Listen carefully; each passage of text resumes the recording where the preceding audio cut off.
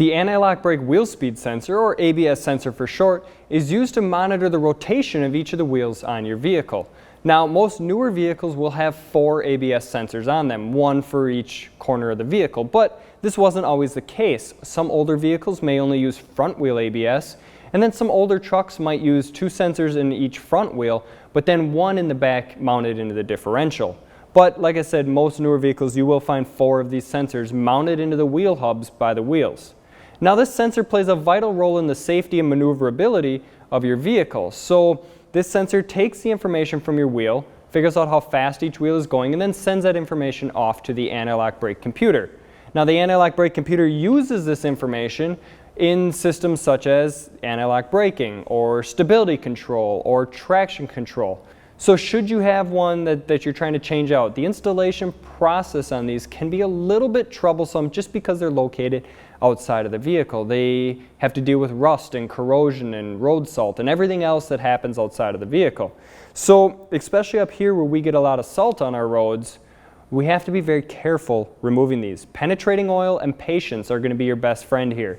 So you're going to want to soak this thing with some penetrating oil and then very carefully remove the bolt and remove the sensor. All right, you don't want to go breaking off the bolt or breaking off the sensor inside of the hub because then you've just created more work for yourself. So patience is key. When you remove the old sensor, you're going to want to clean off the mounting surface in case there's any rust on there. And then you're also going to want to clean off the bore that the sensor is going into. Also, with the new sensor, a thin coat of some new oil on there, just like any sensor with an O-ring, just slightly around the O-ring just to help ease in installation so we don't roll that O-ring out of its joint in that sensor. Now, should you have a sensor that's failing, should you have one that's on the way out, you're going to end up with a couple different concerns. First of all, you're going to get your anti-lock brake light to come on. It'll say ABS on your dash. You'll get your red brake light to come on most of the time. And then if your vehicle has stability and traction control, you'll also usually get those lights on as well. So you could possibly have 4 lights on your dash for one failing sensor.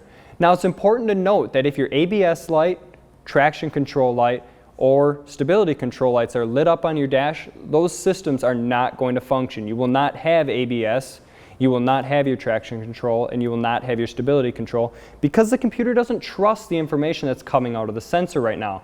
So if the sensor's failing, that sensor might read 0 miles per hour to the computer while all the other sensors are working normal. So it's not going to give you those safety features like it normally would.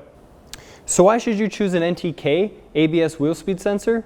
Well, as with every sensor from NTK, you're getting yourself a premium quality product with outstanding support and industry-leading innovation that's been bred directly from our company's OE heritage. These attributes and more truly make NTK the sensor specialist.